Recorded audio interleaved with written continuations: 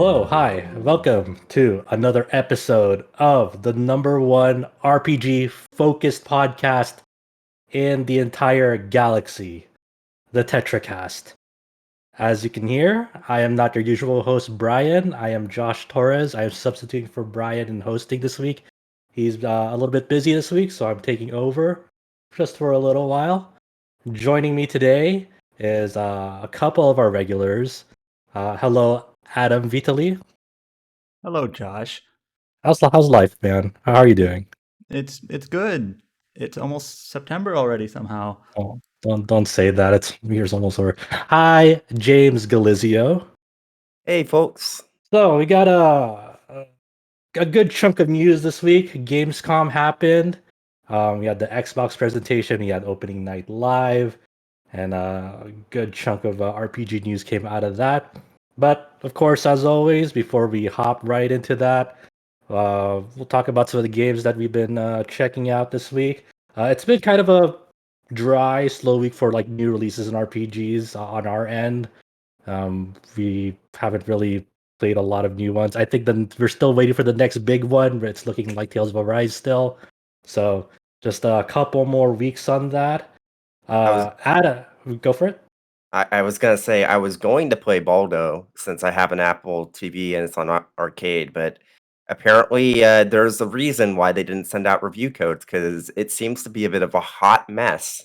Oh, really? What's Fortunately, going on with Baldo? Okay, remind me which one is Baldo and what's going on. it's the Italian studio like indie game that has the Nino Kuni type art style. Oh, It's okay, yeah. Mm-hmm. kind of like a Zelda-like, something like that. It always looked interesting. The problem is that it came out. I was interested in like what the reception was because I didn't see any reviews. So I looked it up on Steam, and instantly I was hit with mixed reviews.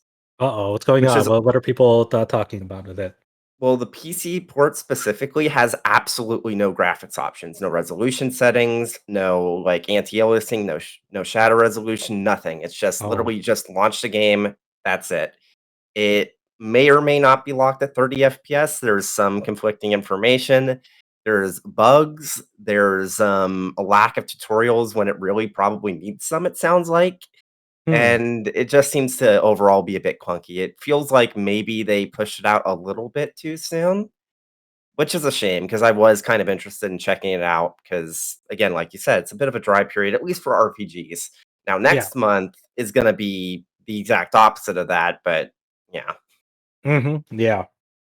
Well, best of luck to Baldo. It does look pretty interesting. Hopefully they get it all sorted out. I don't like games shipping like that, man. But Yeah. speaking of a locked 30 FPS, but is correctable through the PC version, Adam and I have been checking out Fuga Melodies of Steel by CyberConnect 2. James, you did the review for the site a few Yep. months back. You had high praise for that. I completed the first two chapters, and I'm starting to really dig it. Adam, where are you at with Fuga? I'm in chapter 11, which I think is the penultimate chapter, so I'm close to the end. Yep. Well, what do you think so far? So it's not a super long game. I think I'm like 14 hours in or something like that. So, a 15 to 20 hour game it sounds like or feels like. It's pretty cool. It's very focused in terms of what type of game it is.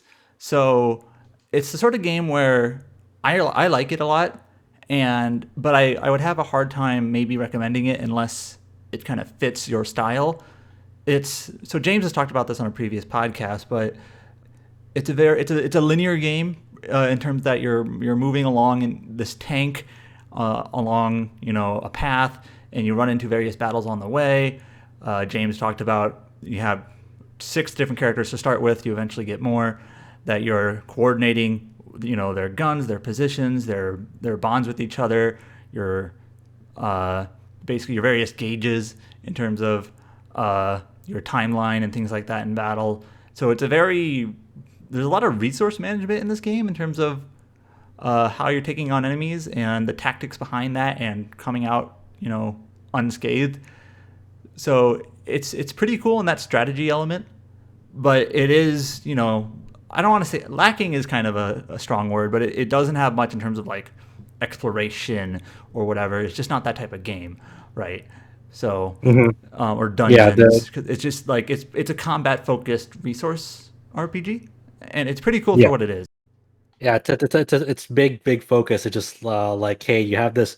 You're like these stages are all linear, except there are some branching paths whether you want to go like a safer route if you're like running low on HP, or you want to go to like a normal or difficult route to like maximize the amount of resources you're getting through battle. But like that's the only kind of so far from my experience, sort of like real choice you have in terms of like story progression. But other than that, it is like as you said, really all about like thinking about how you're gonna deal with like aerial enemies and these grounded enemies and try to mitigate damage as you're delaying their turn and whatnot. But there's not like, oh, go out of your way to grind here and whatnot, or go explore this area unless it's like the ruins or something. But that's still like you're not like delaying content for that. You're not going out of your way for that because you're still progressing forward after those activities are done. I think it's a really it's really like oddly charming to it. Like there's a sort of look to it that feels refreshing that you don't see much. There's a sort of stylized art style, kind of like a comic book, uh, like style to it. But the way characters move, like I can't really put any like real parallels to it, like what it looks like because the characters are like feel character designs feel so refreshing. They're kind of like animal people, and but there's I don't think I've ever seen it done like this sort of style from my memory. I do like that also. Like for the PC version, I was able to at least bump it up to 60 FPS because it's hard locked 30 FPS normally, but there's like an INI edit I found that it's like okay, you can just do that. Go for it, James. I actually have not done that. I've just been playing at 30, just assuming, It oh, it, okay, it it's Yeah. looks 30. no, it looks really good at 60 FPS. Like before you finish it, do that INI Mhm. edit, and then you're like, oh Yeah. shit, this looks awesome. Yeah, all I was gonna say is that the, art style is a very, it's a common one. I mean, The way no the ifs, way ands n no ifs. the way it's like used, like I'm not saying that like this art style's never been done before, but like the way that they kind of incorporate the context of it, like you don't see like animal people like piloting this really big complex tank in like a war orphan story that That's often. what you meant, that's what you meant. Yeah, The yeah, other thing I was gonna say is that I didn't use the FPS unlock because I didn't bother. I figure I probably could have because it's Unreal Engine 4 and it's pretty well documented, but honestly, the type of game it is, you don't really need a higher frame rate. I mean, if you have yeah, the option, might as well, but it's not like you're really missing out on too much because the game still looks great. yeah.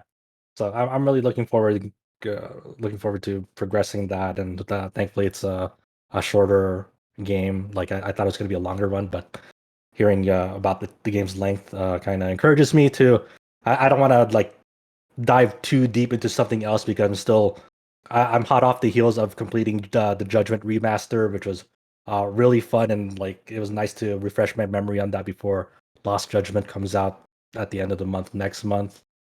So I just wanted something like to the side before Arise as well because I want to check that out. Any other thoughts you have, Adam, on it? Um, Not really. Like it's cool Yeah. for what it is, but just like I said, it is a very focused game. So Mhm. in terms of appeal, it may not be broad appeal because if you don't like this sort of tactical turn-based strategy, that's pretty much what the game is. So it's the sort of game that I find that I like a lot, but it's difficult to recommend unless it is what fits you. But it's a pretty neat game that you don't see this sort of game release very often. So it's cool to have it, and I enjoyed it, or I am enjoying it. So Yeah, yeah. Cool. James, you've been dipping your toes before the next new entry of the Trails series comes out in Japan. You've been checking out Hajimari no Kiseki, or the Western release in 2023. Trails into That'll be called Reverie. Into Reverie. Or okay, Into Reverie. Got it. So what's I up with think Trails that's it. into Reverie? Let me just double check that really quick. Yeah. I'm Uh, pretty sure it's Trails into Reverie and not Trails of Reverie, which is what you put in. Yeah, it's into Reverie. okay. All right. So what's up But with that? okay. Obviously, I didn't learn my lesson after Cold Steel 4, though I already Mhm. kind of said, like, way back when that Boiled Frog, I'm in too deep, need to keep playing it. Uh, as I'm sure Falcom fans in the West are painfully aware of, we are not getting a localization for this game until probably late 2023. Um, all we have is 2023, but considering like Azure is coming out 2023 as well, and it's going to release for sure before this game, it's likely this won't be out until like maybe June 2023 if we're lucky.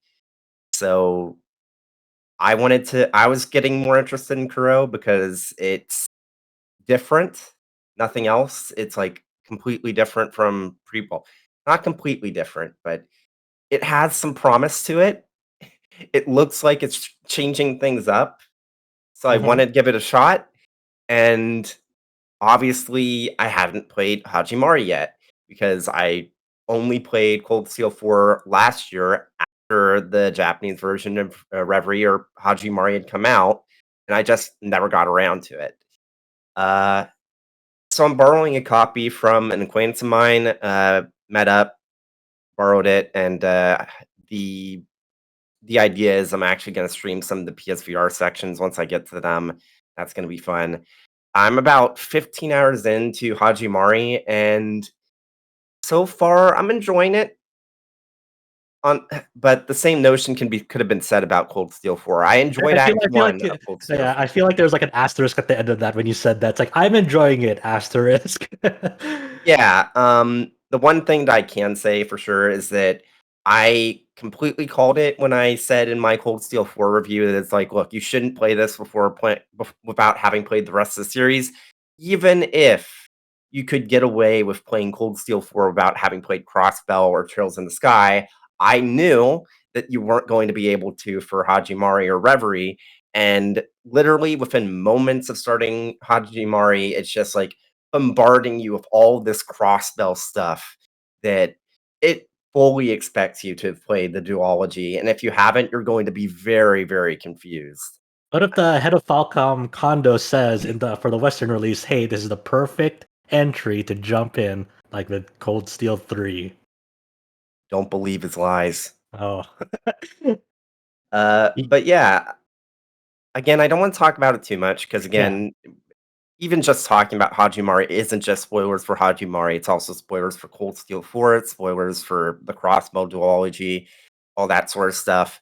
One thing I will say is that I'm the pacing is very much improved based off of the way that Hajimari's kind of segmented. I'm not sure how familiar you are with the kind of gimmick that Hajimari has. Yeah, I know it's I gimmick, know it but it has has three like the different three. like Yeah. groupings and routes. So the way that Hajimari is split up is that instead of focusing most of the story on one big group like Cold Steel 4 did, you have three separate groups. You have Lloyd's group, so basically Crossbell 3 is that story pretty much. You've got Reen's route, which means you've got new class 7, old class 7 doing stuff, and then you've got C's route, which is probably not Crow, but it's a new character. You got characters that are from the in-game novel series from Cold Steel 4, 3, and 9s, which is interesting. It's hilarious. I tweeted about this when I first like booted up and I was looking at like the glossary stuff, and it has summaries for Zero, Azure, Cold Steel 1 through 4, and then 3 and 9s. Like the entire like 3 and 9s like in-game novel is just plastered in the glossary Oh, section that's too, funny. because you need to read it to understand who some of those characters in C's route actually are. So even if you didn't play Trails in the Sky, the game's like, hey, I hope you have knowledge of no, six other games in the series. It's kind of a bit much. But one thing I did say about Cold Steel 4 earlier is that I think the reason why I thought the reason why I enjoyed Act 1 was because it was a smaller, more personalized group. And Falcom's penchant to have every character in the scene speak works a lot better when you have less people in a scene because it doesn't feel as stilted and it doesn't mess up the pacing. I'm not sure if they've learned their lesson. Probably not. But the fact that each of these groups is segmented and it's not as many people on screen at once, the scenes I've seen so far definitely have much better pacing. And part of it's also the fact that probably because the way the cross story system is set up, you have distinct chapters for each route. They were kind of forced to have like specific things happen in each chapter, and they had to be focused on what happens instead of bloating things out into these long, huge acts like in Cold Steel 4. And because you have these separate groups, one of the things that I kind of lamented in both Cold Steel 2 and Cold Steel 4 was that they would sometimes say, oh, these people are doing these things off screen, but because we can't show them to you, we're going to have them regurgitate everything, which is going to make the pacing worse. But because the cross story system actually lets you see what's going on in different parts of the world at different times, it's a lot more natural feeling. And then combine that with some actually pretty interesting story moments, like character moments. One thing very early on with Reen's route, and this isn't a huge spoiler, but if you want to skip ahead like 45 seconds, maybe a minute, do that now. One of the things that he's tackling with is that even though he isn't suicidal anymore, he is still coming to grips with the fact that is he allowed to be happy? Yes, he stopped the Twilight, but he still feels responsible for causing it in the first place. And one of the things you see throughout the early parts of the game is that people have been impacted even by that like small 2 year like Great War. Like in the Lloyd section, you go into the bakery and you talk with one of the NPCs, and they even say, "Oh, has your wound fully healed up from when you were on the front lines?" and that sort of thing. And it definitely goes a long way to making the stakes that almost felt like a joke, at least to me, at the end of Cold Steel 4, feel like they actually had some real impact on the world as a whole, even if it felt like it was kind of swept under the rug at the end of Cold Steel 4. You see characters actually coming to grips with them, and it does go a long way into making me feel a little bit better about the ending of that game. And then you have all the stuff with another thing is that Altina, like what in Breen's route, the very first thing is that they're summoned to Ymir to undertake a test for a special assignment. And when new class 7 is being introduced to Reen's parents, Altina is nervous because of what happened in Cold Steel 2. And it's a really, really neat scene because it had, I don't know the best way to describe it, but Falcom sometimes can be a bit heavy-handed with scenes, and I didn't get that feeling from that scene. It felt like it was way more natural, and it felt like the way that they handled it was really, really cool. So I'm enjoying it so far. Hopefully, it stays this way. I do have some friends that also felt the same way about Cold Steel 4 that I did, and to them, Hajimari ended up becoming their favorite game in the series. So I'm not sure if I'll be that way, but I am enjoying it so far, and I'm looking forward to continuing with my adventure. Oh, all right. Well, I don't know that's the best way to say it to Western players, but look forward to it in maybe 2 years. I'm so sorry, guys. I'm so sorry. I Yeah. know some other people I know, maybe it's not their favorite game in the series, but at the very least being like this sort of segmented uh trilogy or trio of groups, they might have liked one of those like partial stories quite a lot. Um, Even if maybe the whole thing isn't like your favorite in the series, maybe there might be a portion of it that is enjoyable or good, or you like the character or the stakes or whatever. So being this sort of segmented game is kind of has that interesting potential, I guess. We'll see. Yeah, at least there are portions of it that are more apparent. That's like, you know what? I might not have liked like the overall product, but at least this person's rap was cool, or like Rather this than like like Cold Steel 4, which is like just tangled up in this gigantic, yeah. mess that you can't separate it from. So I know. I expect Hajimari also eventually gets tangled up, but it's at least functionally it seems to be. We'll see. I don't know. I'm starting to get just a little tad bit uncomfortable with all the Kuro no Kiseki marketing of like how they're introducing characters left and right, both old and new. Oh It's like, yeah, it's like we'll see, yeah, we'll it's see. like I tweeted about that, and unsurprisingly, I had Falcom stands come into my mention, so that was fun. Look, yeah, you always got to defend, right? Don't you dare say anything bad about Trails. We've learned our lesson time and time again. How dare we? At 180 comments on my Cold Steel 4 review and counting. Well, at least someone's not live blogging their playthrough. At the very least on there. You're also I've been checking out a new release this week, not an RPG, but it's been a long time coming for a lot of Psychonauts fans. Psychonauts 2 is finally released, believe it or not, after how many years? 16. Oh my god. All right. Well, Psychonauts 2 did it 16 years of waiting. Did it live up to your expectations?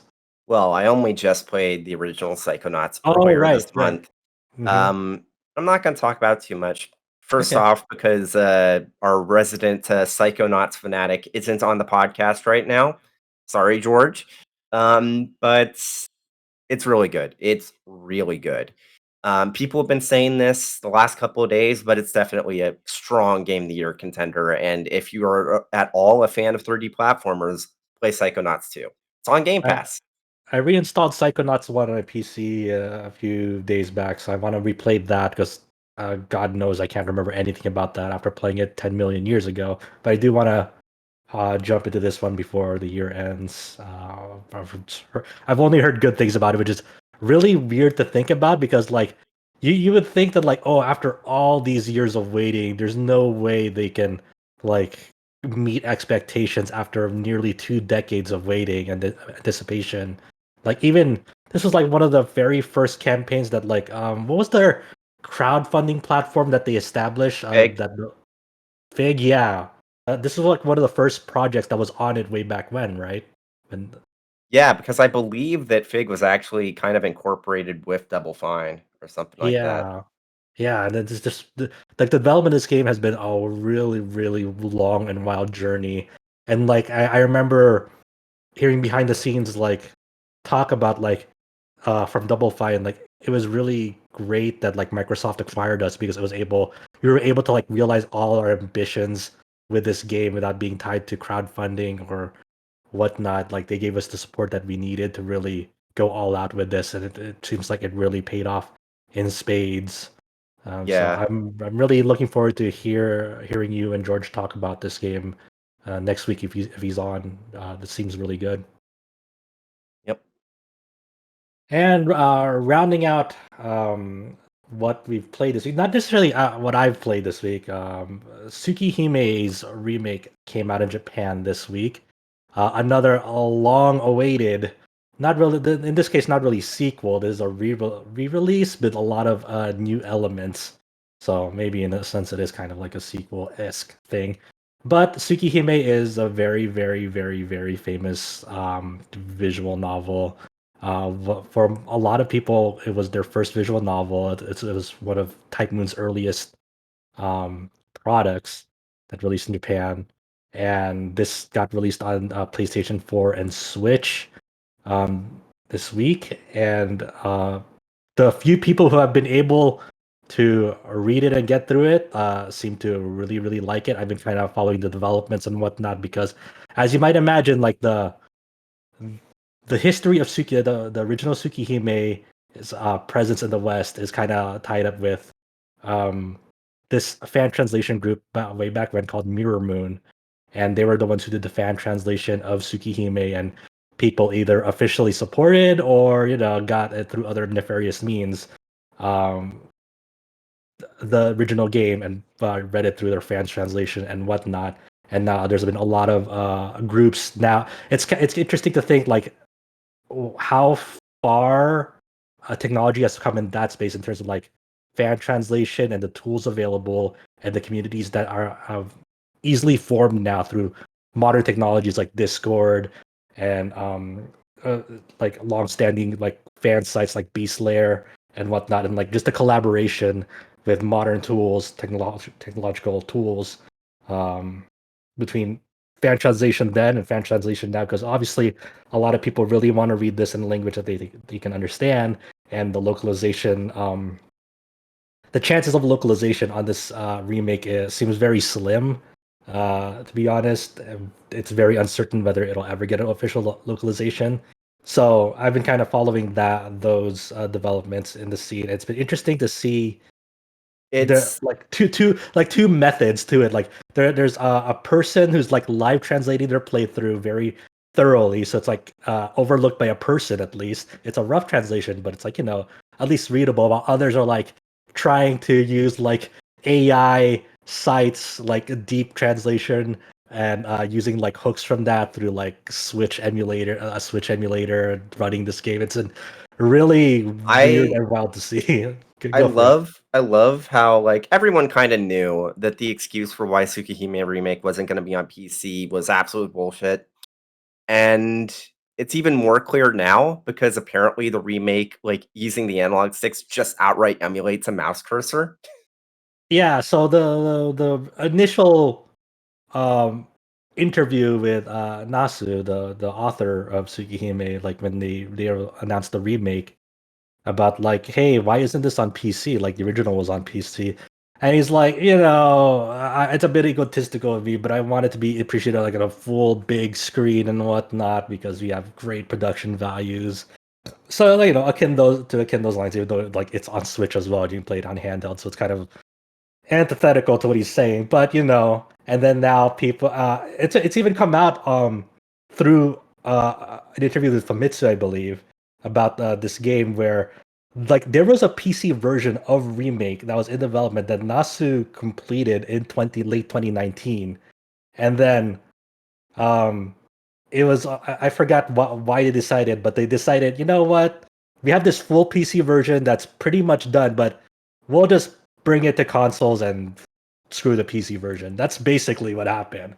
It's Yeah, like, it's oh, okay, well, it's clear, and again, normally I wouldn't say this, but it's clear that probably the main reason why is that they were worried about piracy, which is hmm hilarious because you have people emulating the Switch version now hmm already, hmm so people are gonna play it on PC anyways. Just release it.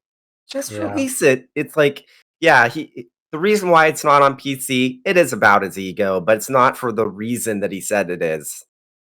Well, I guess it could be partially, but yes, like definitely, like we both know that piracy is probably a portion of it, and it's like it doesn't matter because, hey, you know what? People have this running on a Switch emulator now. Just, well, it is what it is. So, well, like still a lot of developments to come on like that front. I assume, like at the pace people are going, which is kind of crazy.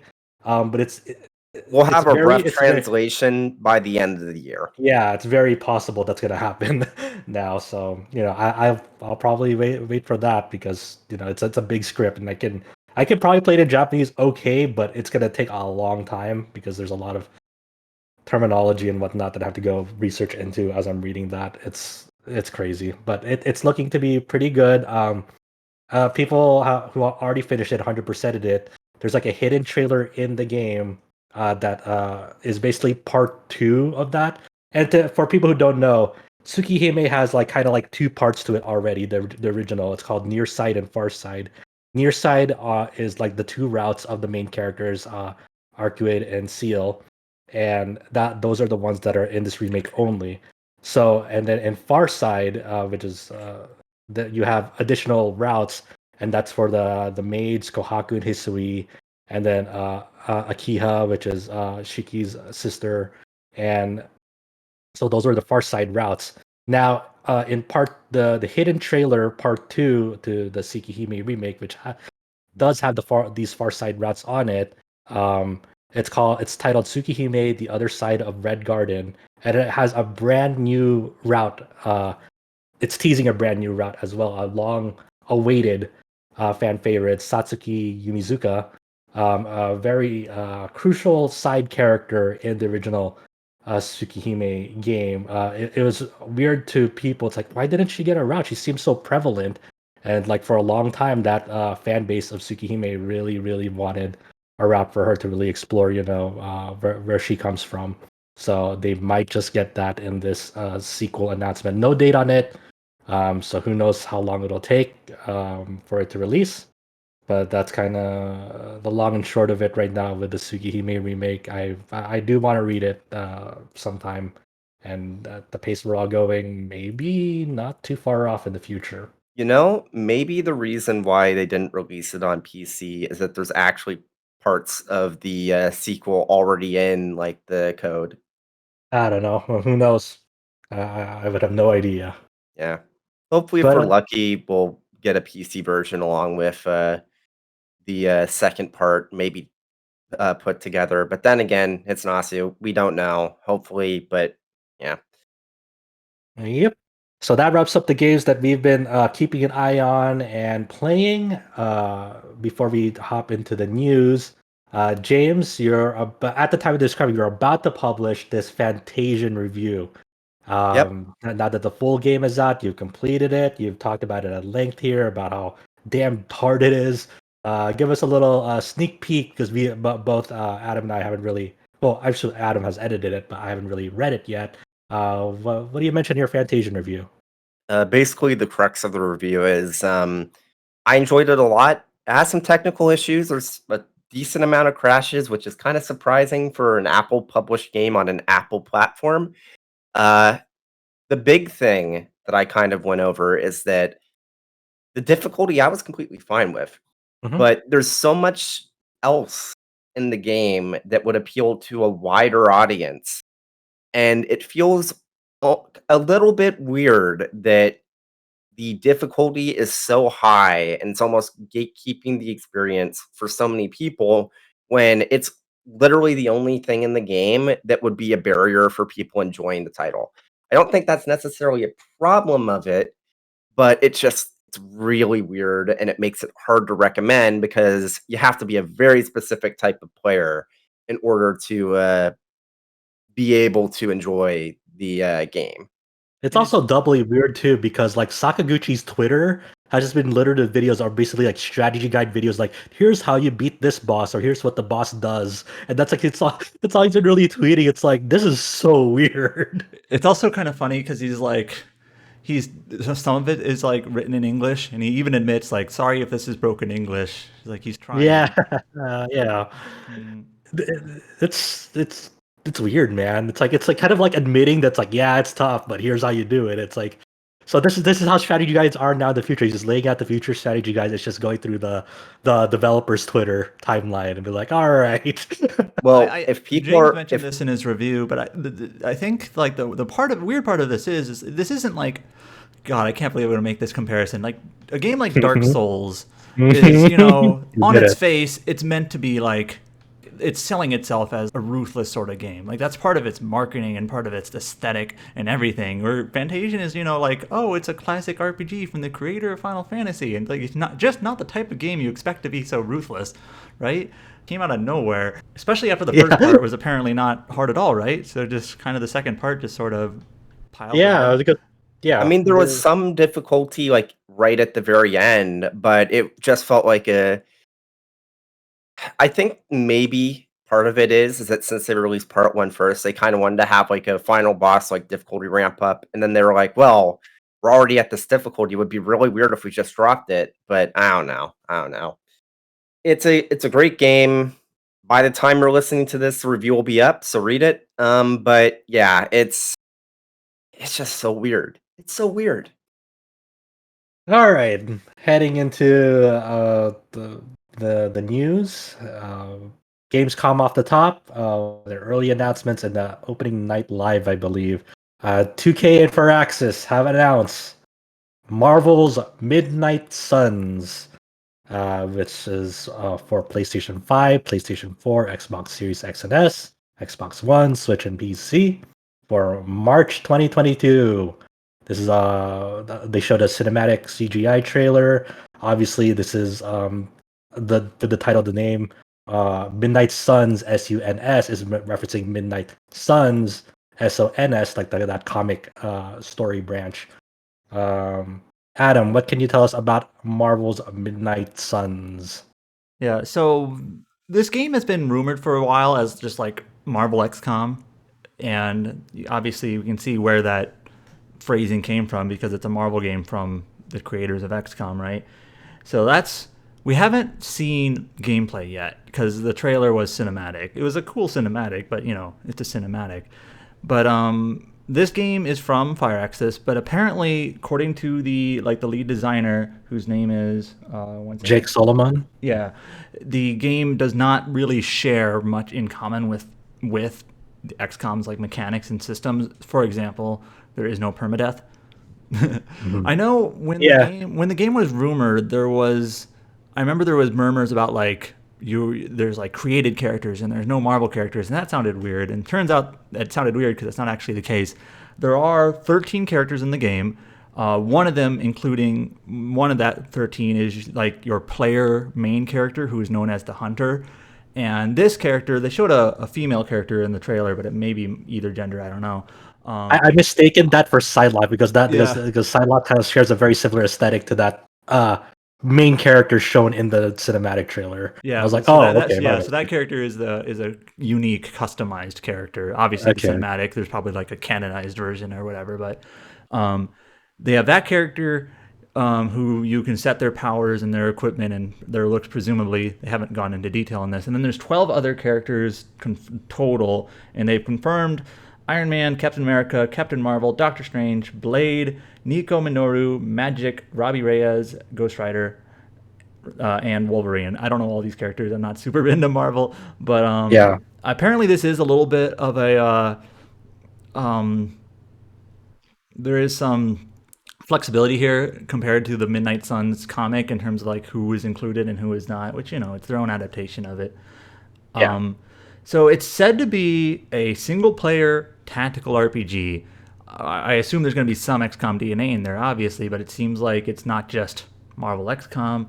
There's, from what we know from people who have played it, or maybe not have played it, but they got like previewed on it. We did not get a chance to be, but there's some sort of base system where you can talk with the other characters and kind of build relationships with them. No, you cannot romance Iron Man, apparently. Damn it. Too bad. But yeah, there's it's a single player tactical RPG. They're going to be showing gameplay early next week, so we'll see what it looks like.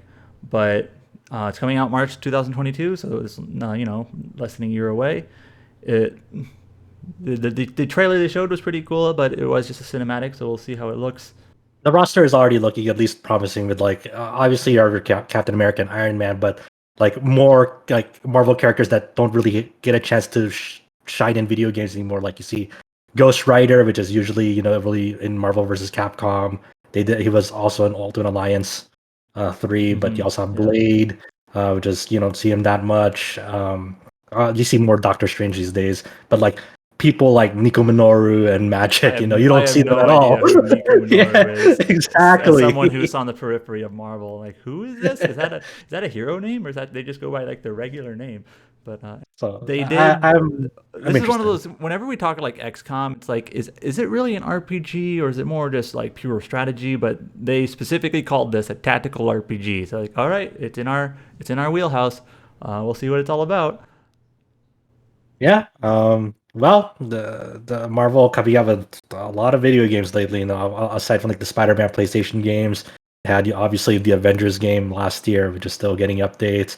They also released a new mobile game this week called Future Revolution or something, Apparently which is pretty good from the very limited impressions I've heard. Which is kind of it's supposed to be a Marvel Heroes-esque, light-esque game, and people apparently like it. I don't know. But it is sort of interesting that for quite a while, the only Marvel game in the new era of Marvel was Avengers, right? That came out last year, and a couple other mobile games, and Spider-Man. The Spider-Man games are pretty well regarded. But now we have Guardians of the Galaxy coming out, which we'll see how that shapes up. Eidos has been working on it for quite a while, and then we have now we have this coming out next year, so those will both be out within a year, and we'll see how this era of Marvel video games should be shaping up. Alrighty, so that's Midnight Suns coming early next year in March. The next one is sort of really, really cool. One second before we introduce the next news topic, we have a new podcast attendee just joining us. Whoa, he airdropped. Who is this mysterious participant? Who are you? Hello, this is your new friend. Sorry, Hi, it's just Chow. me. Hi, Chow. No surprise here. No surprise here. Sorry, guys. Yeah, so welcoming Chow Min Woo to the podcast, coming in late because he was having a lunch and he was like, time to get into the podcast. We predicted this would happen. Like, he'll probably just pop in late. Yeah. And he did. It's all right. It's all right, Chow. We're here. We're at the news section. You've infiltrated. How are you, man? I am great. Great. Awesome. Do you want to add anything before we move on to the news? Get too far to the news. Do you want to add any? Do you want to add any to like to any shout outs of games you've been playing lately or anything like that? Well, I guess I'm gonna go back playing Bravely Default 2 because it's coming out in PC pretty soon. Oh, you already you spoiled it. We didn't get there yet. Shit. Fuck. Well, we'll get there soon. But obviously, Chow Min Woo and Brian Vitali have been working on a Bravely Default 2 walkthrough for the site, a full walkthrough. It's a long, daunting game, so they've been kind of like, okay, let's take a break on it a little bit, getting burned out, so they're gonna probably hop back on it with this an upcoming news topic we're gonna get to in a bit. But yeah, it's best of luck to you, man. And Chow has been responsible for all the fantastic maps you guys have been seeing on the Bravely Default 2 guides if you've been checking it out. Since the game doesn't have an in-game map, it's very helpful for a lot of people. And yeah, we're gonna get there. Anything else, Chow? not a game that I could really kind of give enough info about since I didn't fully beat the game. But yeah, I think the last thing I've played was Ender Lilies, and I didn't get really far in the game to give like a really valid opinion about it.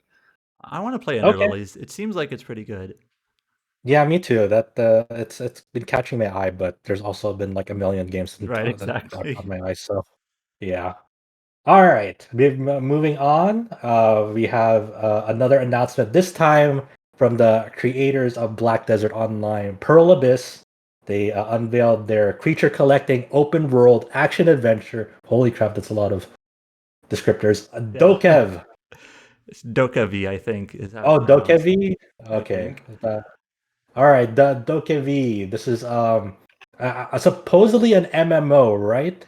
Okay, so this has actually been like a topic of the week. This game was announced a few years ago at like G-Star, which is sort of a Korean games expo, and Pearl Abyss actually announced a few games then. Two of them that are interesting to us are Crimson Desert and DokeV.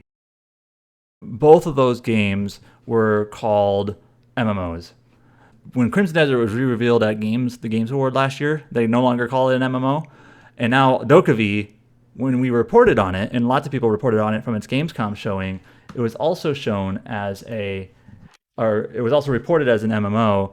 But then the developer themselves out on Twitter and everything are like, nope, it is not an MMO. Wrong. It is a creature collecting open world. What was the other descriptor? Action adventure. Yeah. But yeah, this trailer that they showed during Gamescom Opening Night Live, it seemed to catch a lot of eyes. When they announced the game last year, that it wasn't any footage. It was like a key art and a paragraph. So, it kind of just slipped under the radar, right? There's nothing to see. And then when they showed this trailer, I think a lot of people were like, what is this? This looks cool. And it's got this like Korean pop music here.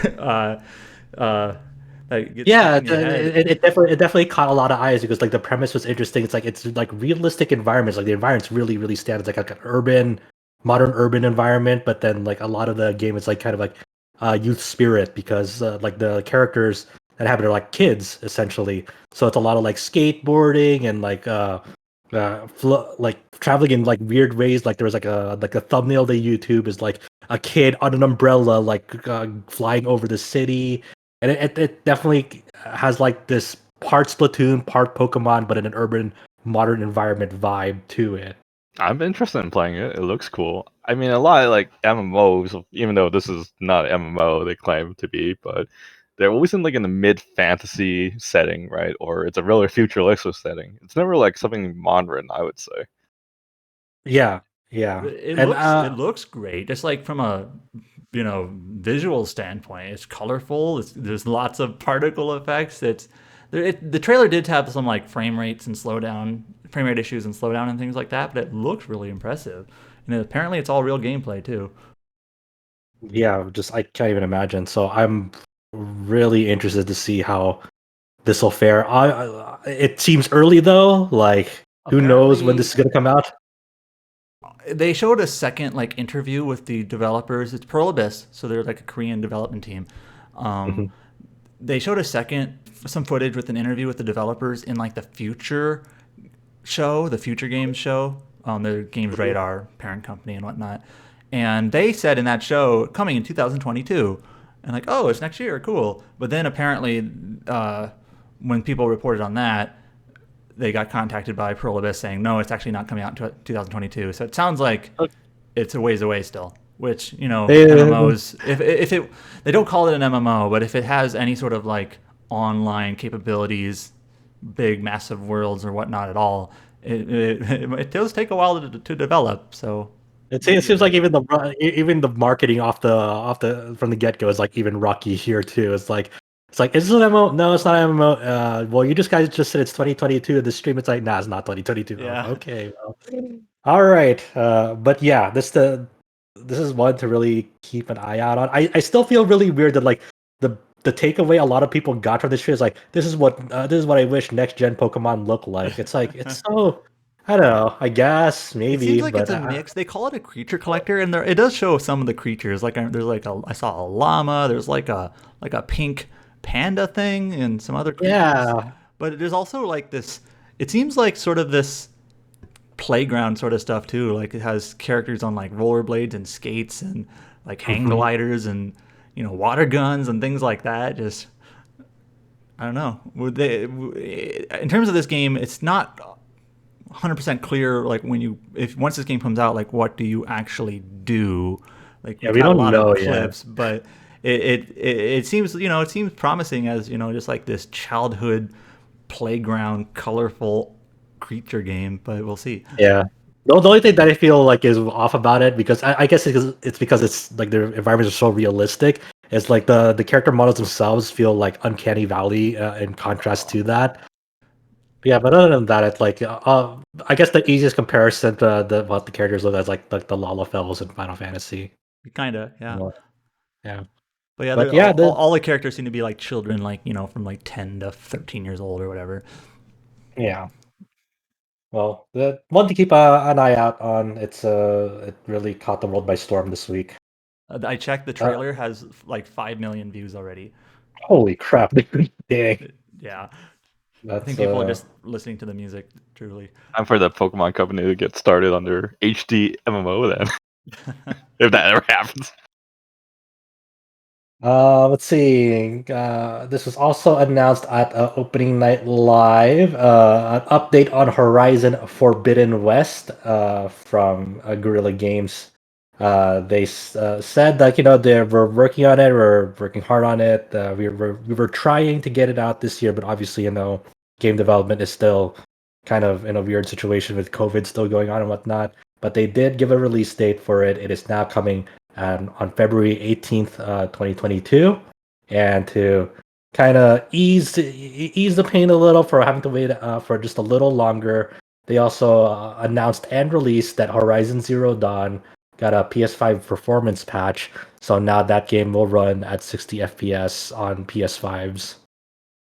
And people have been asking for that for a while, especially since the PC version had it. It's like, why not? Yeah, exactly. And that was one of my questions too. It's like I don't want to rebuy it on PC to play it on a higher frame rate. So yeah, cool. So yeah. when I eventually get a PS5, I can take my copy of Horizon and play it at 60, and not have to just simply get a PS5. Yeah, that's easy, right? Just buy from a scalper. Hell no. But yeah, there was like a reporting earlier that Horizon had been delayed, and it's almost September, but if it was coming out this year, it's like they're getting pretty close here. If they're going to announce it, they need to announce it soon. So maybe it wasn't the further we got into the year, it wasn't less and less surprising that it was not coming out into. I think it was but early next year. Go ahead. Do you think it was supposed to be like released like just like right now because it's coming to Genshin Impact, like LA? Do you think that their original plan was probably around now? Even when they announced the game earlier, I don't remember the exact wording, but they weren't. It sounds like they hedged themselves a bit in terms of when it was releasing this year. They're like aiming for 2021 sort of thing. So I don't know how confident they were, but yeah, they did recently add Aloy to Genshin, right? Or is it soon? Is she out now? Yeah, it'll be next week. Okay, next Tuesday. Update, yeah. That's their first collaboration character, so it's kind of interesting. Like, who else might show up?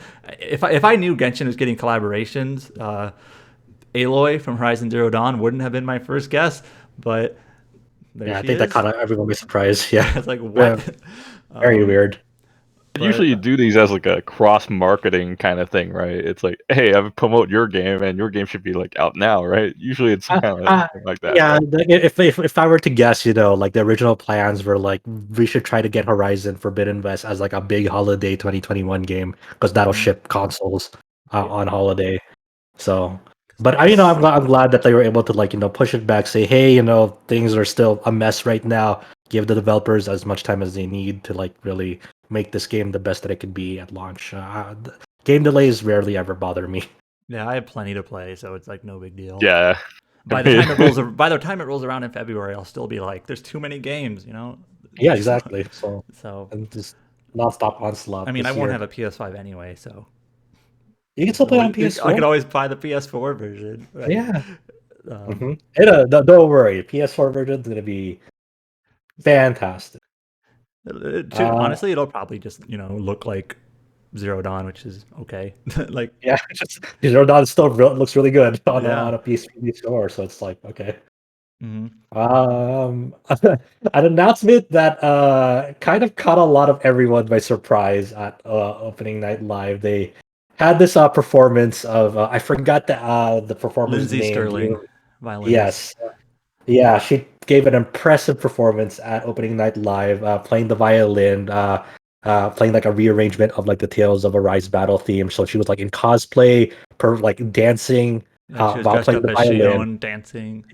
Yeah, it was awesome. I think the thing that confuses me the most is when Jeff said classic song from Tales of Arise. It's like I was like, classic. classic. The game hasn't been released yet. I didn't even hear any music in this game yet. Anyway, I love that. So after that, they out of nowhere, they announced Tales of Luminaria. It is a brand new Tales game for mobile devices. Unlike the turn-based one that they released last year with Tales of Cristoria, this will have a more traditional Tales of combat system. So it'll be like an action combat system with a fully original cast. And they said after that announcement that it'll have no returning characters. It's a brand new cast. We're only interested in this brand new cast. I remember when Cristoria was first announced, it seemed like it was going that route too. Like, here's a unique original Tales cast for a mobile game, and then soon after, it's like, oh, you can also just have everyone else from the series join as well. But now it seems like it's actually no crossovers, no existing Tales characters, all new. So Cristoria, Cristoria is weird because there are the Tales characters from past games exist in the world as story characters. So going through the main story Cristoria. Yeah. It's like an alternate canon of those characters, right? So. Yeah, so one of them is the mentor of the main character, and the other one is this just bumbling idiot at a nearby village, but it's they're separate from the games they come from and whatnot. So this one is the mentor Cress or somebody. Yeah, Cress is the mentor. Is it Cress or Kless? So, I always forget what his official name is. I think it's Cress. I think so too. Yeah. So it's kind of a weird thing to announce this because Cristoria only came out July of last year. So it barely passed its year old, yeah, it's barely past its first anniversary. So now to celebrate its first anniversary, here's a brand new Tales game, and this announcement obviously has that user base, Western user base, kind of like feeling weird because if you remember a few years back, they did a localization and a Western release for Tales of the Ray, which is another mobile game that's still pretty much thriving in Japan from what I heard. But that got like unceremoniously got shut down in the West because it wasn't performing well. Whatever happened behind the scenes on that seemed like a mess. And it's like, and people really wanted more of that because they had so much to look forward to in the Japanese version. But Square Enix, or not Square Enix, Bandai Namco was like, nah, this is not working for us. So even going to Christoria, people were already feeling burned that Tales of the Rays got shut down in the West, and now we've gone full circle again. Where it's like, oh, they announced a new Tales game. This one is they're aiming for a worldwide simultaneous release, which is going to be like, well, no, Christoria got a worldwide simultaneous as well, if I remember. So this is not going to be new for it, but it has that fan base or user base hesitant. It's like, so what does that mean for Christoria then? Can you imagine if you're like a Christoria player, right, and you've been playing it regularly for the last year, and now it's like, wait, there's another like Tales game. Like, what about the game I've been playing for the last year? Yeah. You know? So, and it's no secret that like Christoria isn't really doing well, at least in the West. I don't know how it's doing in Japan, but at least for the West, it's like, I don't know how many people are still playing. A lot of the people that I know, even including me, like, we dropped it like after a certain number of months. It's like, I don't know how many people are still left playing that game because it has an interesting like cast and main story, but a lot of its systems are very tedious. It doesn't have any cross. Like, I'm personally not like a huge fan of crossovers, but I understand that's a big selling point for these sorts of games. Is some character that is your favorite character from your favorite game or whatever. If it's like, hey, I can get this character in this mobile game, that's like a reason to play it, right? So knowing that even if you're a Tales fan, like, and you've played every game and you have your favorite characters, like, here's a new Tales game, but it's got a new cast which you may or may not like. It doesn't have your favorite character. Like, I feel like there's more of a barrier to, are you going to try this out? Maybe you'll like the new cast. Like, I know, like Nier Incarnation, for example. I know that has an original story and original characters, but I think the fact that you can roll and get 2B and 9S and A2 is probably a considerable reason to pick it up, right? So, yeah, for a lot of people, I'm sure. Yes. So yeah, I mean, this will be interesting to see. They haven't actually confirmed if this will have like a gacha system. Obviously, if it's a free-to-play mobile game, it's looking likely, but we don't know yet. Like, they haven't actually announced that yet. The only other things they said were they showed 12 characters, but there's going to be more than that. I mean, being a mobile game, there's probably going to be lots of characters when it's all said and done, right? Yeah. They did say that they are planning for English voices, presumably in addition to Japanese. Just, I guess that shows maybe the sort of ambitions they have. Like, we're going to release this to the world, and we want a broad audience, so we want those who play in English to play this game as well. So that's interesting, because that's something Christoria didn't have, for example. But yeah, and then I don't really know much else. Mm-hmm. And also, like, just in general, like, from their perspective, like, their philosophies on it is like they did an interview with some of the members, like Yusuke Tomizawa, which is the producer of Tales of Arise, general IP producer of the Tales of series.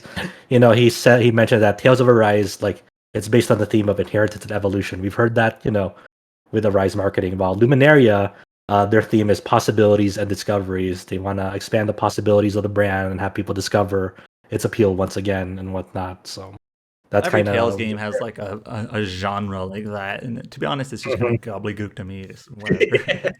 Well, it's like what they named their battle systems. It's like linear motion battle system or something. I don't know. It's like, come on, limbs. So they didn't give a general release time frame or anything, right? Nope. They say soon, but like soon could literally mean anything. Like soon as in next month, or soon as in 13 months from 8 years. So there's Tales of Luminaria. Next up on the dock is wasn't at Gamescom, but it was a welcome announcement. There was a Monster Rancher thing going on in Japan, and they announced that Monster Rancher 1 and 2 DX is coming to Switch, PC, via Steam and iOS on December 9th. And these DX versions are also coming west. If you remember that Monster Rancher 1 and 2 did get like recent re-releases in Japan, but I think that was only for mobile and Switch only. Yeah. So this is adding a PC release and a worldwide release. I don't know much about Monster Hunter, but I remember seeing the anime of it back when I was a kid or Monster something. Rancher, not Hunter. Oh yeah, Monster Rancher. Yeah, I remember seeing an anime of it when I was a kid or something like that. Does that Yeah, really it's existed, or Yeah, am I just playing? no, the anime was cool. I watched a shitload of the anime. It was awesome. Yeah, that catchy like opening song and whatnot. And it does like the anime is like they summon like monsters via discs, like these ancient discs. And the appeal of the games, this is at least true for these games on PS1 and also some of the games on PS2, was you get like real life like music CD albums. Like say I have like this Metallica album and put it into the system while this game is running, you can like summon a monster from that album because you put that album in. It's like, oh, we recognize that you have this album, and then we'll summon like a pixie from it or whatnot. It's like, okay, cool, sweet. Obviously, these re-releases, we don't have that functionality one to one. Let's say like I can't fit like this Metallica album into my Switch or whatever to summon a monster. Well, they do have, and yeah, sure, you can, yeah, good luck. They have this online CD database where you can just summon monsters based on like the unique ID that the unique identifier that album may have, and then put that up. I don't know exactly how exhaustive this online CD database is, especially for the Western release. There's a lot of questions about that. But at the very least, it'll be a cheaper prospect than back then. Like, hey, I want to buy these like 5 albums from like artists that I don't listen to, but I want to summon monsters from them. So that's why, and a lot of people did that. I shit you not. That sounds crazy. I didn't know it had something like that. Dude, it was awesome. It was somewhat costly, but it was like you had like discussion about it. It's like if you can track down this album, it'll give you this sick ass monster. It's like, all right, where can I find? Where's the nearest mall from here to fucking get that from like Tower Records or something? So that's coming December 9th. I'm really excited. The Monster Rancher games, at least the early ones, are pretty awesome. They're not like battle focused. Like the battles are kind of done automatically, but it's all about breeding the monster and making sure, like, do you want it to raise it a certain way to have these traits, which is effective against this monster and whatnot. So it's a whole ordeal with that as you're like kind of raising a farm of monsters. It's a lot of fun, and I'm really looking forward to it. It's coming out All in right. December. Yep, I think it's December 9th. So now we're moving on to the smaller news topics, and leading that we have a release date for the 4th installment of the Pixel Remaster series from Square Enix. Final Fantasy IV Pixel Remaster is coming September 9th for mobile devices and PC. So anyone who's looking to FF4, you're going to be able to play it very soon, like within about a little under 2 weeks. And the current Pixel remasters that are up on for PC, Final Fantasy 1 through 3, they also got a patch. What's in this patch, Adam? So the patch does not address the font, which is what people were hoping for. But it addresses things like the games on PC had this weird issue where it always opens in a window, and then if you were to set it to like full screen or whatever, or borderless, and then play the game and then quit and then load it up again, it's back in a window. Just kind of like a tedious thing. Like, why do you do this? So they fixed that. Yep. And then there was the game had some VSync scrolling issues for some players on PC. If you have a high enough refresh rate, or if you have a graphics card that you can like force VSync, it wasn't a big deal. But for people who are just playing it, on basic laptops or whatever, they fixed that. So, or I should say they addressed that for windowed mode, and they're looking into fixing it more thoroughly. And they did say that there are going to be more patches, or they're planning for more patches. So, we'll see if they address those more thoroughly. If they do anything about the font. They also fixed some like individual issues in each game, here and there. Like, I think there was like in Final Fantasy III, there's a spot where like the water didn't appear correctly, and I believe that's been fixed based on what I've heard. Okay. So yeah, just kind of like some fixing some of the more obviously tedious issues, and then some of these other things, and they're going to be patching it more. The font thing is weird. Like, if you can mod it, changing it to the Japanese like version of the English font gives you a pretty suitable font, just pretty simply. And if that's still not good enough for you, you can mod in your own retro font however you want. But man, that original, like, I don't understand what they're going for with that standard. They're so adamant to stick with it too, like with all the FF4. I'm just curious about when they release it on console and you won't be able to change it. Like, you're just stuck with it. I don't know, man. And it's not even just like this is kind of a slightly weird font. You get used to it. Like, this is kind of off, like actually awful. But unused space. It just looks weird. There's a tweet from the Final Fantasy Twitter account that it posted when it was announcing Final Fantasy IV. It said something. It posted the Spoony Bard line from Final Fantasy IV. It's like classic dialogue from this classic Final Fantasy, and kind of predictably, all the replies and quotes to it were joking like, "What dialogue? I can't see it because it's so small. I can't read it." It's also weird because some of the FF4 Pixel Remastered advertisement clips that they've been showing have some weird graphics glitches. Yep. They did a glitch or they showed a video yesterday that had some different scenes in it, and one specific one was when Cecil is taking on Dark Cecil, fighting himself. Mm-hmm. One of the attacks went in the wrong direction, literally. What's going on here? I don't know. Yeah, it's darkness, I guess. Yep. Yeah, he shoots out behind him and hits Cecil. What?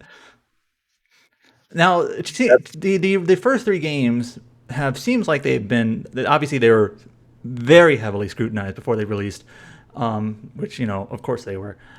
But it seems like overall people are pretty happy with them. They all got positive reviews on Steam. Even Final Fantasy II, which is sort of a black sheep, has mostly positive reviews on Steam. So it seems like people are pretty happy with them so far. Obviously, Final Fantasy IV is beloved by a lot of people, more so than the first three. So we'll see how that shakes up. But yeah, that's about a week and a half away. I'm really interested to see if these glitches that they've already advertised is in the final product. I'm kind of interested to see what people's findings are for that. Obviously, you and I, Adam, are committed. We got the Pixel Remaster bundle, so come hell or high water, we're in it for the long run. All right, moving on. We have a surprise announcement from Square Enix that came out of nowhere this week. They are bringing Bravely Default 2 coming to Steam next week on September 2nd. Now, the fact that it coming to Steam, I think we kind of were it'll probably come to Steam at some point, after a year-long exclusivity contract and whatnot. But we didn't kind of see this coming it's releasing this soon, huh? Just here you go, next week. Yeah, I expected it to be more like Octopath Traveler, which released, I believe, in summer 2018, and then it came to Steam summer 2019, so it came out a year later.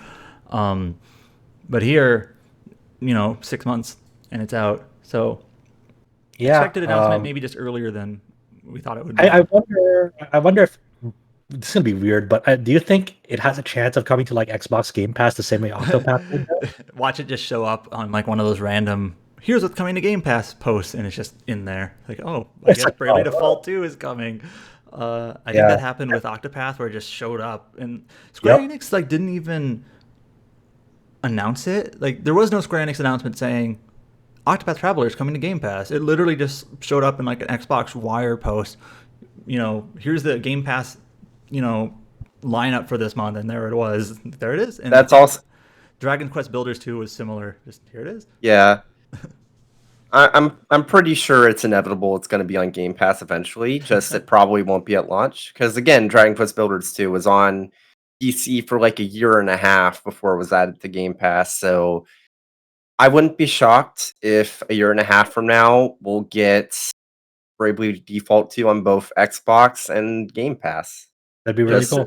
It is sort of weird to think that Octopath Traveler, which is, a different game than Bravely Default 2, but sort of in similar classic RPG Square Enix realm. It's available on Switch, PC, and Xbox, but not PlayStation. It's just kind of awkward. Square Enix also announced that Bravely Default 2 has sold over 950,000 copies. So it's well on its way to crossing 1 million very soon, if not already. And obviously, with the coming PC version, It'll definitely who need knows that. how much that'll sell. Yeah. Does these sales include the Western release too, or these are just Yeah, that has strictly yeah. Japan It's sales? 950,000 just in Japan would be gigantic. So No, I was just asking, but I'm like, I don't remember the second game bombing that hard though. 500,000. It did. It did. The second game. they announced when they announced the new mobile game, which is Brilliant Lights, Bravely Default Brilliant Lights, which was never announced for the West, by the way. They said, and this was last month, Square Enix said that the series had sold 3 million. And I don't remember if we have Bravely Default sales from back then for the original game. The second game is now, let's just say 1 million, let's round up. I have to imagine that Bravely Default 1, remember it had multiple versions in Japan, probably sold, shy of 2 million, 1.5 million, let's say. And Bravely Second probably is around, a few 100,000. I have to imagine that's the case. Yeah, one thing to consider about Bravely Second is that I remember that I actually imported Bravely Second before it came out in the West, and if I had waited like just 2 weeks, I would have been able to bought it for like 500 yen because people really didn't like it, and the price for it just absolutely tanked. Yeah, I did the same thing too. I bought the limited edition, and next thing you know, it was on sale at like Ami for like $25. I was like, shit. Yeah, it is very well documented. Bravely Second just did not do well for one reason or another. Just for we've already covered it. Yeah. Yeah. Cullen was on a podcast a couple months ago, and he really loves the game. And the Western release was tweaked from the Japanese release because of some like functional like quest things that we've talked about before that were kind of weirdly received. So they tried to fix it, and then people didn't like that it was changed. It's just kind of a mess. But yeah, this is already like in a sensitive time also where Bravely Second had like some of like its content altered for the West, and and the alterations weren't great either. Like I think there's one class that was a cowboy or an Indian that they turned into a cowboy, which you can understand the rationale, but it was just that changing some of the they changed some of the quest storyline structure. They're trying to improve it from what it was in Japan, but it just kind of became a mess, and it was just unfortunate. There's a lot of things that go on. I also feel like they did the characters dirty. Like they made one of the characters a buffoon in order for comic relief, and she was a pretty serious character in the original. So I didn't like that. Also, like when we're talking about Bravely Second's like Western reception to the localization, you gotta understand that was right in the middle of a bunch of like 3DS and Wii U games coming over with changes, and it kind of just like was part of like a kind of snowball effect where people are like, why is Nintendo like doing all this stuff? Because I think like Nintendo like technically published Bravely Second or something in the West. I don't know. Bravely But Default actually had some quote censorship too with the vampire costume, but it sold well otherwise. But in terms of for some context, so let's just say Bravely Default 2 is at 1 million, just to make it easy.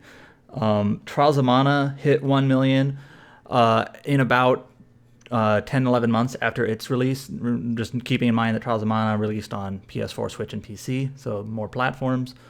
So Bravely Default 2 is going to hit 1 million sooner than Trials of Mana did. However, like Octopath Traveler, when it released on Switch, it sold about 1 million in a month. So that did really well.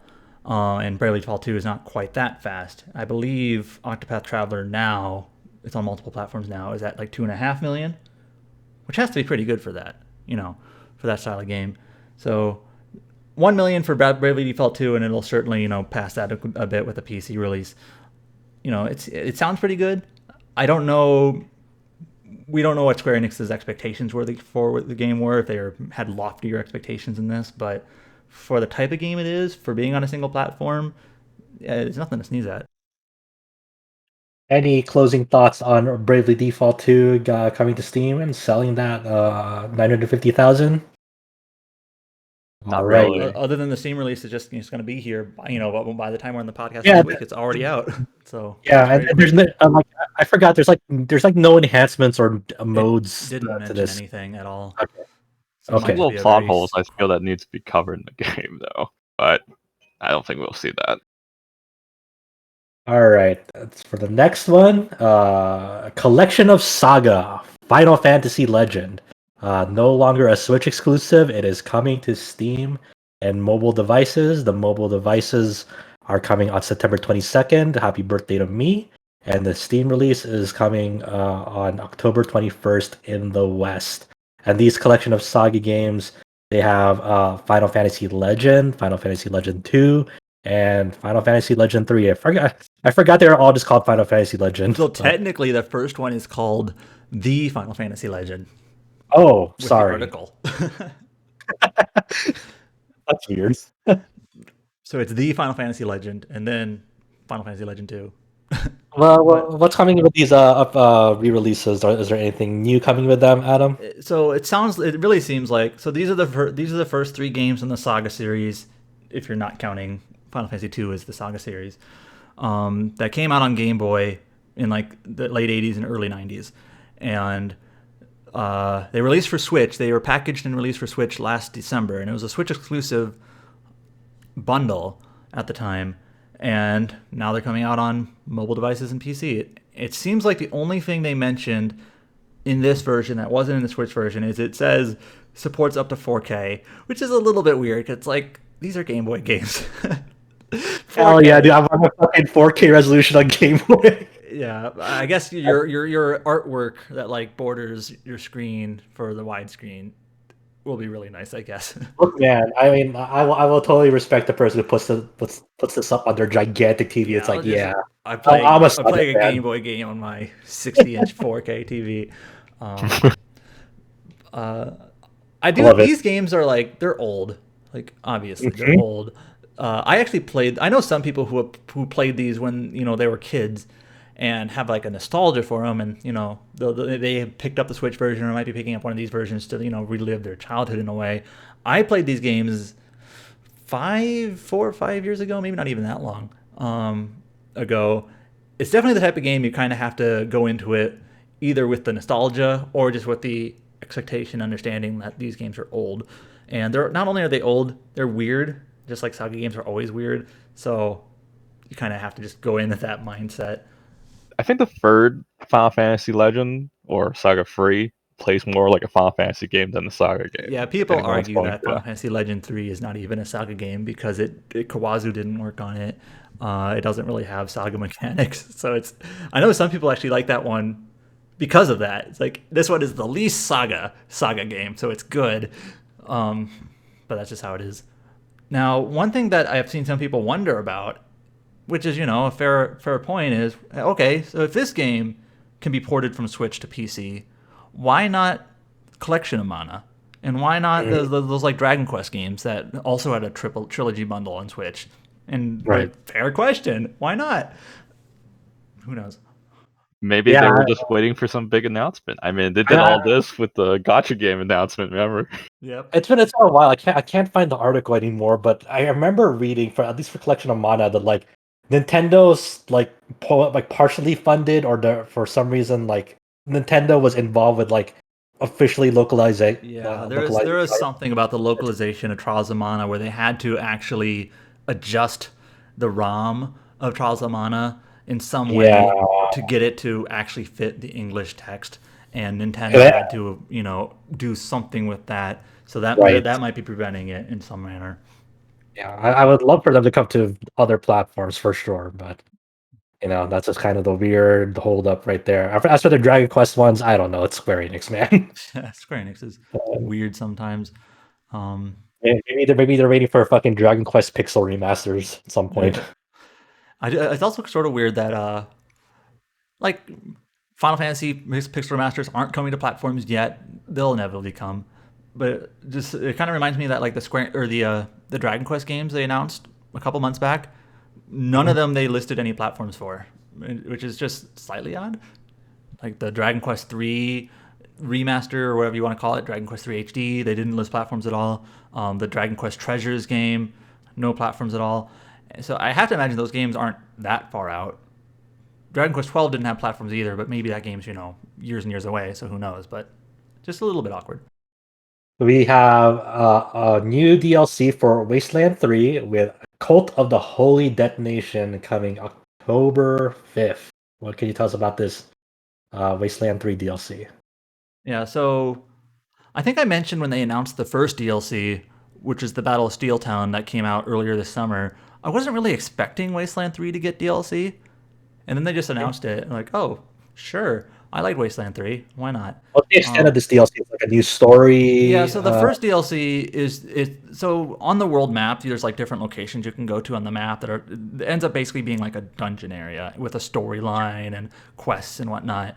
So the first DLC was basically that. It's like a new area on the map. You go there, and it's sort of this self-contained storyline with various quests and side quests and things like that. And I actually did play the first DLC, and I thought it was pretty good. It added like a gimmick, like a DLC gimmick, which is a little bit more iffy.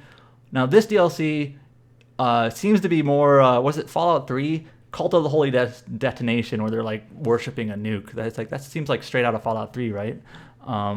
But it seems like it'll be just a similar sort of story expansion, with the premise being, Cult of the Holy Detonation, people who are Holy Detonation, which are like worshiping some sort of nuclear thing. So it's a post-apocalyptic game. One thing interesting about this DLC is it's like half the price of the first DLC, so I don't know if it's like smaller. Weird. Yeah. Wasteland 3 is a good game. I'll probably play this DLC, and if people liked Wasteland 3, they might enjoy these DLCs. I just don't know if it's like, I don't know how many people are coming back to the game to play these, but they're releasing them. They also announced that there's like a collection now, right, for the Wasteland 3 cult. Eventually, when this DLC releases, they're gonna sell like a collection of which is like the new $60 price point for Wasteland 3 will include both the DLCs. So if you buy this game a year from now, like, you know what, I heard good things about this game, you'll get all of it included now. So okay, that's cool. If you play the game, if you come into the game late, you'll get everything with it.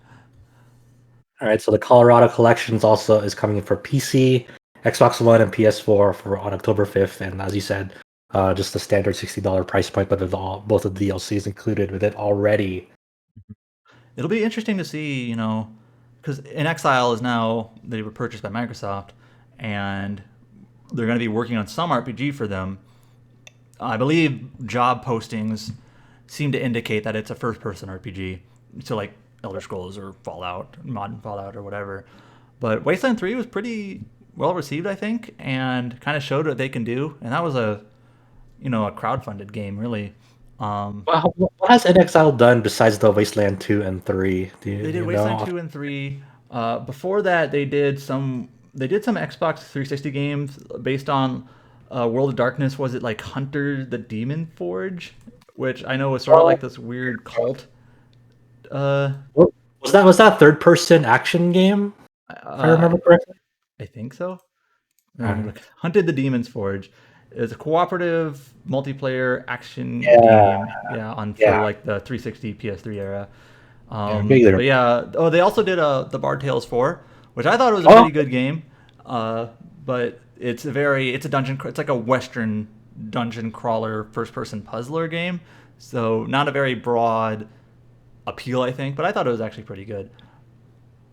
Cool. I think Wasteland 3 is like the first game that they've made that I think was pretty verifiably, a hit in terms of like critical and commercial reception. It seems like it's done pretty well for them. So I'm curious to see, with Microsoft backing now, obviously it's years away, but what they can do as a Microsoft studio, RPG studio. So it's interesting to us. So. Mm-hmm. Coming on a timely basis, Bandai Namco has finally released the demo for Scarlet Nexus on Steam. Just right on time. Good job, Bandai Namco. This demo came out before the full game, like a normal demo would on consoles. It had like a 1 week exclusive on Xbox. So for anyone who still hasn't checked out Scarlet Nexus and wants to play it on PC, it's finally available there. They also announced a new DLC for Scarlet Nexus. What's up with this DLC for Scarlet Nexus? Scarlet Nexus, it had no DLC announced before, besides like some small like pre-order bonus things, which I thought was a little weird because Bandai Namco games almost always have costume DLC item packs or what have you. You know, like if you look up Tales of Arise, there's already got like tons of DLC and it's not even out yet. So I always thought that was a little weird that like Scarlet Nexus doesn't have any DLC at all, like no costumes. It kind of did have it. It had costumes like the Ultimate Edition. It had like pre-order costumes, but like not much DLC otherwise. I think it has like one DLC pack that has like a few things, but that's it. But anyway, it's like or equipment or something like that. Just a small thing. But now they announced it is getting paid DLC. It's going to be in 3 waves. Like, there's going to be like 3 sets of paid DLC. And so far, what they've announced is that the first set of DLC is going to have new weapons and costumes. And they showed off some of the costumes in a screenshot. They actually don't look. They look like slight variations of what they already have, different color schemes and things like that. And they also announced that there's going to be new Bond events, which is a little bit interesting. I wonder how that'll work functionally. Like, now there's new Bond events. So let's just say you already have a rank 6 Bond with Luca or whatever.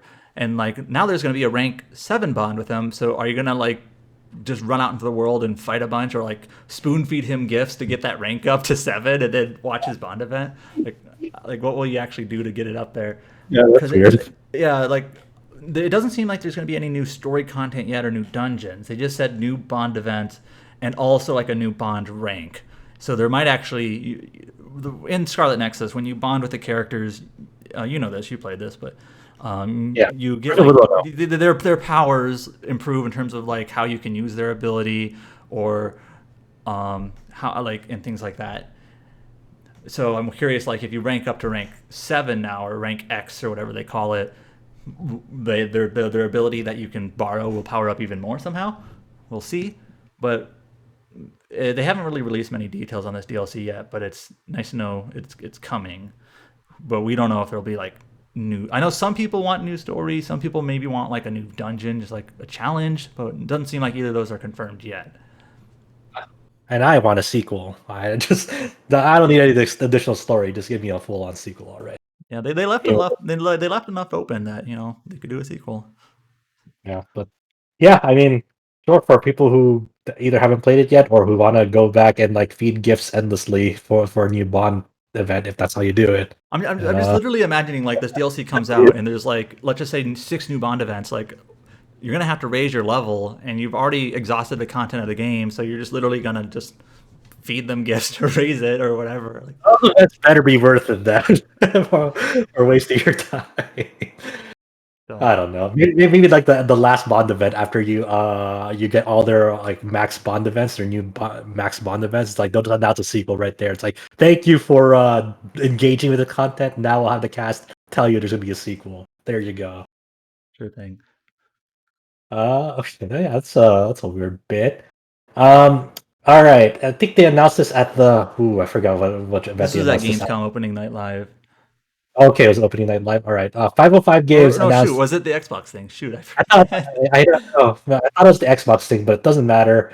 As part of Gamescom, 505 Games announced Stray Blade, a new action RPG coming to PlayStation 5, Xbox Series X and S, and PC in 2022. And they described this as a Metroidvania elements with intense Souls-like combat.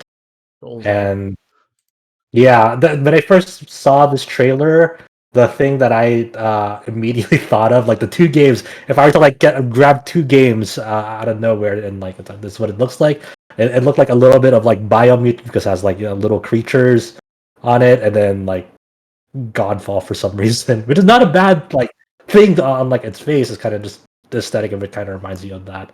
But what else can you tell me about Stray Blade? So I included this in our write-up just because it seems like an HD next-gen RPG that was announced this week. The trailer is only about 30 seconds long, so there's really not a lot to go off of. But it seems like it's a combat-focused, loot-focused RPG, and apparently it'll have Metroidvania elements, as you said. From the Point Blank games. Yeah, I don't know if it's indie scale. I don't know if they've done anything else. From 505, it's just one to sort of keep an eye on. Like maybe this will be a diamond in the rough. We'll see. Coming out So next if year, you're next gen yeah, game. yeah, so you have that up on the side of the trailer and screenshots if anyone's interested in giving that a look. We also have this is a weird one. They're re-releasing the 2002 action RPG Enclave for PS4, Xbox One, and this Nintendo Switch this fall. The original Enclave was originally developed by Starbreeze Studios, I believe, and that was on original Xbox and PC. I don't know. It came out on PC later, like 2003. Okay. And then this also got like a re-release in 2012 for like the Wii and like PC as well. So it's coming back. Obviously it's gonna have upgraded visuals and sound effects. 20 new tracks at its soundtrack, enhanced soundtrack, and this is just one of those like left field announcements. It's like who expected or wanted this, but here it is. But yeah, this is from Starbreeze. They made like the Darkness and the Syndicate, the Chronicles of Riddick games, a decade or so ago. But Enclave was one of their earlier titles. It's just like sure, okay. This is just one of those kind of left field announcements that kind of just this was this announcement was made by Ziggurat Interactive. Yeah, I have no idea who they are, to be honest. I guess Ziggurat Interactive's plan at the moment is to re-release early 2000s Xbox RPGs on modern platforms. Or I guess, I mean, why not? Got to preserve them something. It's probably worth noting that they have not like shown any screenshots or video of this because it probably looks like a 2002 game still. But surprise. It's just weird enough that it's like interesting. Like, sure, you can do that. Why not? I mean, they really re-released the Baldur's Gate Dark Alliance. Oh yeah, that just came out of nowhere too from Interplay. Yeah, a name I haven't heard in a while, but they're trying things. So if you've been itching to play Enclave after all this time, they've got you covered. Let's see here. Labyrinth of Galleria, Coven of Dusk is coming to Switch in Japan on November 11th. This came to PS4 last year, I believe, and this was James's Game of the Year last year. Don't forget Vita. It was a Vita game. Oh, yeah, it's like a Vita game. That's right. How could I forget? Yep. Go for it, James. I feel like everyone kind of expected this to eventually happen because any sane Japanese company in the year 2020 would have released their dungeon crawler on Switch first instead of Vita, but for whatever reason, Ipanichi was like, no, we'll release it on Vita and get tons of sales, and then it completely and utterly bombed. But obviously, I loved it. I also said that it's kind of hard to talk about because what makes it so cool are things that you kind of don't want to spoil. Now, we don't know if this will mean that a localization is forthcoming. I still have hope that we'll get one next year, but we haven't gotten any announcements. This is a good sign because we've had certain people that would be privy to what these decisions are coming down to. Basically, some folks that would know have said outright that in order for localization to happen, they need a Switch port, they need a PC port. So Switch port's coming. That's one half of the puzzle. Hopefully this means that we'll get something soon. If I were to guess, it would be we'll probably get an announcement whenever NIS's next press event is, whether it's at the end of this year or early next year. That would be my guess. And I would assume that a localization would be it would be next year, but I'm not sure if it would be early next year. I'm not sure if it would be the middle of the year, if it would be late part of the year. Galleria, one of the things I can say is that it's Refrain was a fairly text-heavy game for a dungeon crawler in the first place, but Galleria, in many ways, is almost a VN with how much text it has and how much more of a focus the story is placed in the game. And it's actually kind of funny because when NSJ announced this like a few days ago, like you look at all the Japanese Twitter responses to it, and there's all these people saying, "Look, I can't wait for more people to play it. I wish I could recommend it, but it's also a really, really long game." It's also And 100 like, hours long. Like seriously, yeah, right? yeah, more than 100 hours, like 100 hours just for the normal ending, let alone the true ending. So it's like, it's I can't wait for people to be able to play it whenever it gets localized. I can't wait for more people to play it because it's finally going to release on a platform that Japanese players are still actually giving a shit about. Yeah. But yeah, I hope it does well. I hope it does better than the original release because this game deserves more love. I have two things. The interesting thing about its predecessor, Labyrinth of Refrain, is that when that came out in Japan, it was a Vita game, and then it was ported to PS4. And then the localization announcement from NIS America added the PC and Switch versions. Like they coordinated those. And then when it released in the West on PC and Switch, especially the Switch version, then that came to Japan a few weeks later. So like NIS America seems to have been the one who basically set that up, the Switch version. Here, doesn't seem like that's the case. If they have, they haven't said anything. But like you said, makes it more likely for localization. Maybe NIS America and NIS Japan are working together to get this to work worldwide. We'll see. The second thing I wanted to say was it's very. I have to imagine a localization is coming. It's very rare for NIS America to not localize a game from their parent company. I do think there are maybe a handful of like visual novel type games that NAS puts out occasionally that NAS America doesn't do, but most of the time, if any Nippon Ichi software game will be localized by its localization branch. So I have to imagine it's coming. All right. Well, hopefully they'll announce it soon before the end of the year. That'd be great to just have another big RPG coming next year. And from what James has been saying it time and time again, seems to be a very excellent game. Another game that's beloved by one of our staff members, Moon, is getting a PC release via Steam. Our staff contributor, Cullen Black, really loved Moon when that released on Switch and got re-released on Switch and whatnot. So they haven't announced the solid release date for that, but to anyone who wanted to give it a shot but was bummed out it was only for Switch, you'll be able to play it sometime soon. And it seems to be a lovely, lovely game. And yeah, What that's was sort of interesting about this announcement was literally like not even a week ago. So this is being published by Onion Games, they're like a Japanese indie publisher, but they publish stuff worldwide. And usually it's older games like this. But some of their developers were actually like on Twitter not even a week ago, sort of saying they've released some games on Steam and they haven't done very well, and they're like they're like it sounded they were sounded hesitant I should say about the platform and putting more games on it. So a week ago it seemed like this sounds like it's not going to happen because they're really uncertain about it, and like nope, here's Moon, and also they actually are releasing another one of their games on Steam as well. I forget what it's called, but another quirky indie Japanese game. Let me look it up here real quick. Monomore is coming to Steam also. I don't know anything about this game, but it's another Onion Games. One button is all you need in this flappy kissing game. That's what it is. That's what it is. So yeah, I guess Onion Games are, despite what they may have said about reservations on putting stuff on Steam, it looks like they're trying it. And Moon seems like the type of game that's gotten enough discussion around it. I think people will be interested in trying it.